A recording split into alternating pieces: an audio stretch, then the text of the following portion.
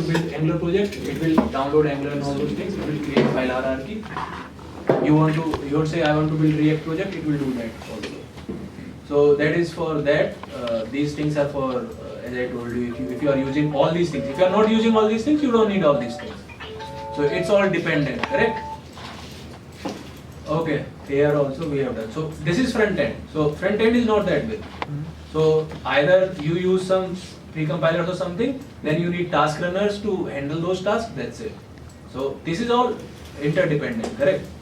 Now here is the backend. This is all stupidity, not stupidity, but all of these things you only need to know one thing. I have never worked with any of these, I only work with this thing, Node.js. So these are all languages which you can write your backend in. You can write an HTTP server in either of these languages, and you can, like your server can be in any of this language. It doesn't need to be in JavaScript or whatever. So, like I'll say, just go with Node.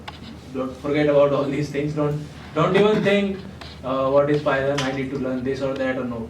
You only need to learn one of these things, and everything is equivalent. So if you know one of these things, learning one of these things for the first time, it will take you time. But after that, everything is equivalent. Same concepts. What are those concepts? Here. These are the concepts. Things to learn. So whatever you choose in that language thing, you need to learn all these things in the backend. You need to know how to test your this thing language. What are the testing frameworks for your language? How to create a web server, how to create API in that language. How to secure your web server if somebody tries to like hack it or whatever, how to secure it. How to authenticate, like how to do password, emails and all those things. How to create microservices. This is something which is not really needed as of now, because microservices is needed at the scale of Facebook, Google and all those things. People start with microservices these days, but microservices were invented to handle that scale.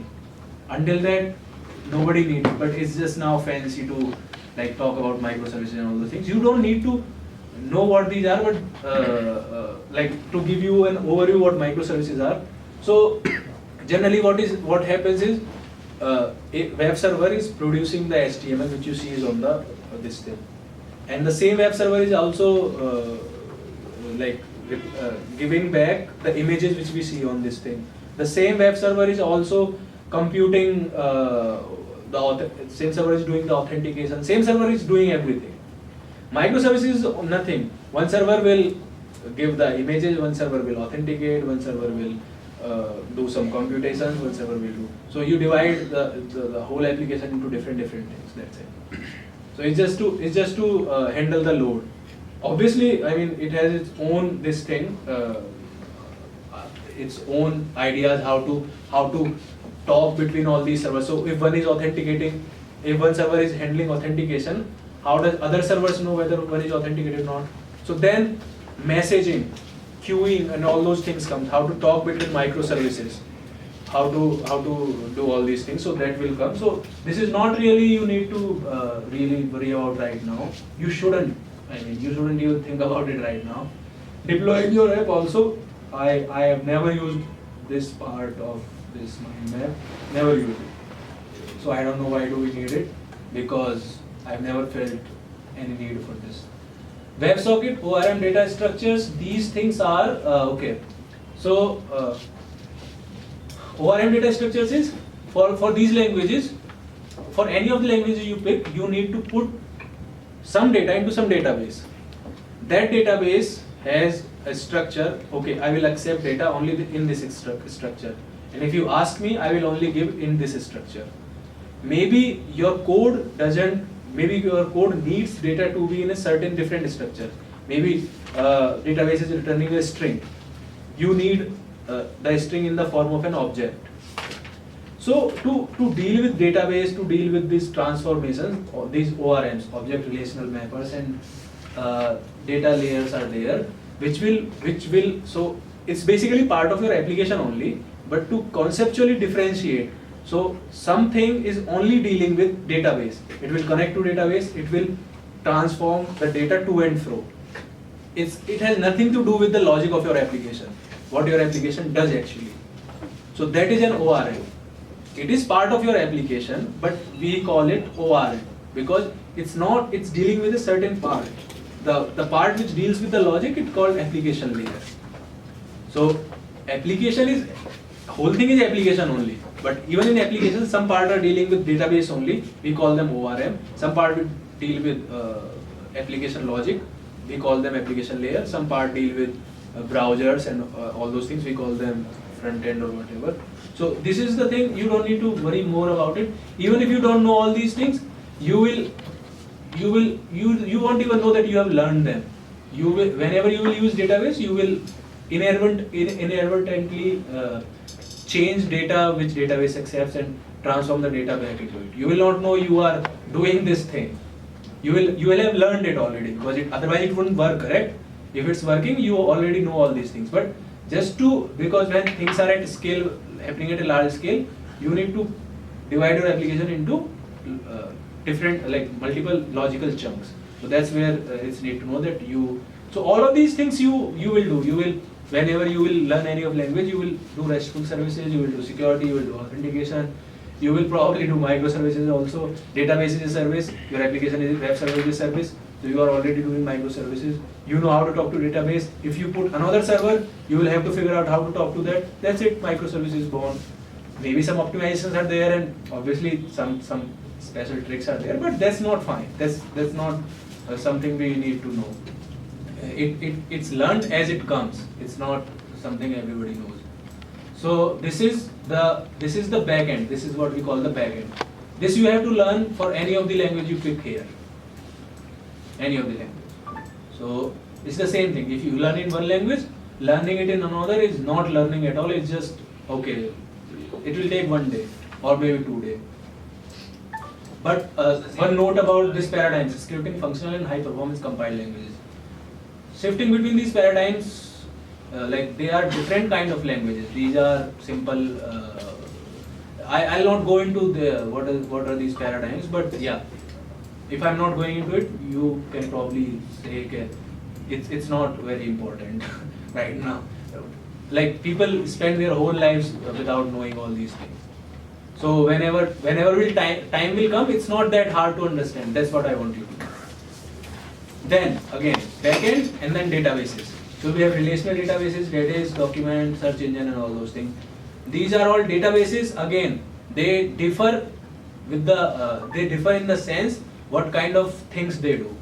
So one is optimized for searching. So you store some data. Elasticsearch and Solr, they are optimized for searching that data. You can put, okay, I want to know whether this kind of thing is there or not. So if you do that in MySQL or MongoDB, it will be very slow. So these things are searching so in my company we don't use any of this. Like we use Redis and we use Elasticsearch. We are heavy on search thing. We don't need to like we are not putting a lot of data into it, but we need to search our data very extensively. So you won't deal with Elasticsearch, Solr. I don't think many companies use this because this is very niche. It's needed in very particular situations. So mostly you will deal with one of these or one of these. Not even Redis when you are starting. Redis is also Redis is almost 99% times used for caching. What is caching? Okay, this is caching. Yeah.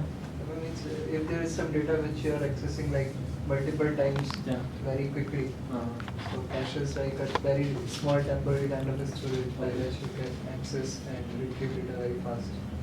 Exactly. It's like cache memory of CPU also. Correct. So caching is that only. So if you have like some request comes into your server, correct?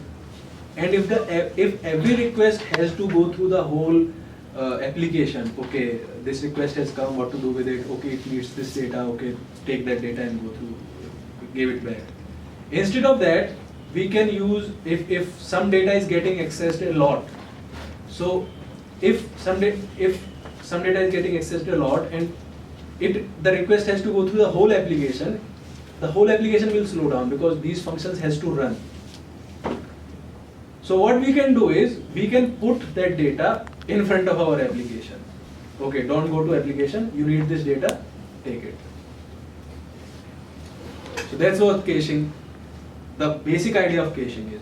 So caching can be done in a multiple of ways.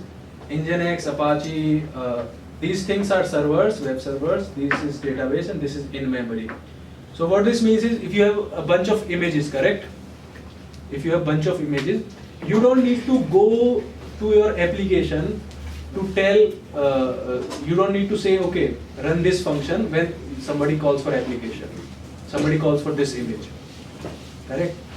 Don't, it will not. So you can tell your web server, so Nginx is the web server, Apache is the web server. If you use anything other than Node or Python, correct?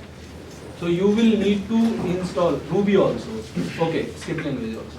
So if you use any of these languages in your backend, you will need to install like an extra thing which is called web server. These languages don't come natively with web servers. Node comes with web server, Python comes with web server. You don't need to install any of this to run a web server. So anyway, so when you install it and use these things, you can use web server itself to cache some things. Okay, if this URL is being called, don't go to application, just give it to that. It will not call your application at all.